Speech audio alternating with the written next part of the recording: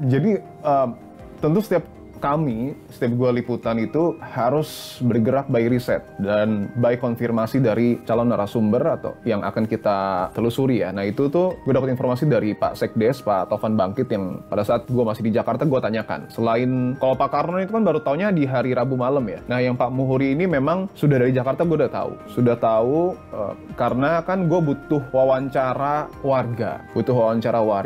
Habis itu Pak Taufan Bangkit, Sekdes Ketoyan mengarahkannya Pak Muhuri saja karena beliau pernah mengantar sosok seperti ya, karena tentu masih harus dibuktikan lagi, seperti Pak Jokowi dengan ciri-ciri yang mirip, termasuk juga soal kegiatannya, fakultasnya, dan tahunnya itu sama, 1985. Nah ada satu lagi sosok sebenarnya yang gue agak lupa namanya, tapi Pak Sekdes, Pak Taufan Bangkit merekomendasikan kalau ya sudah yang satu lagi nggak usah karena tidak terlalu ingat, kalau tidak salah juga lebih tua. Jadi akhirnya ya sudah wawancara Pak Taufan Bangkit rencananya sama Pak Muhuri. Setelah itu kan Pak Karno baru tahu di Boyolali. Itu sih. Dan akhirnya ya gue ketemu sama Pak Muhuri. Agak kaget juga sebenarnya karena kan gue berada di posisi itu antara percaya dan nggak percaya. Ini mana nih yang benar nih? Desa fiktif apa omongan Pak Jokowi gitu. Pak Muhuri muda banget lagi tampilannya. Itu tuh dia udah 70 tahun. Sehat, fresh. Mungkin karena di desa kali ya. Nggak banyak pikiran dan lain sebagainya. Gue pertama juga kaget. Oh ini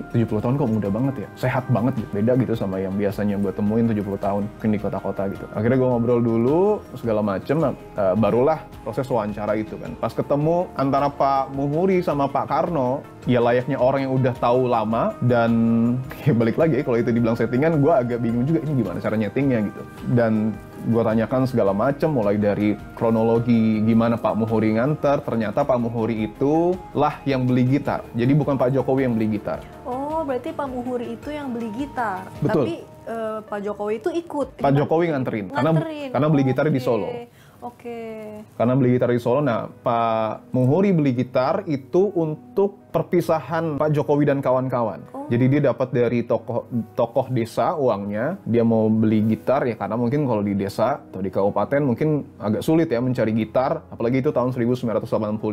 Barulah ya dia diantar sama satu orang. Gue tuh sempat nanya sebenarnya ke Pak Muhuri, Pak, Bapak sempet nggak nanya namanya aja? Bener nggak namanya Joko Widodo? Tapi dia bilang enggak, dia nggak nanya nama, dan gue coba menerima dengan akal sehat. Nggak semua orang ketika ketemu ya memang bertanya nama, apalagi ini udah 40 tahun yang lalu gitu. Oke, gue terima dulu segala macem, tapi dia pernah dengar Dodo panggilannya. Karena ternyata ada satu orang perempuan naksir sama orang yang diduga Pak Jokowi ini, dan dia tahu namanya Dodo gitu. Tapi dia nanya fakultasnya apa, Fakultas Kehutanan, Universitas Gadjah Mada. Habis itu ya sudah, berangkat ke Solo, naik Vespa.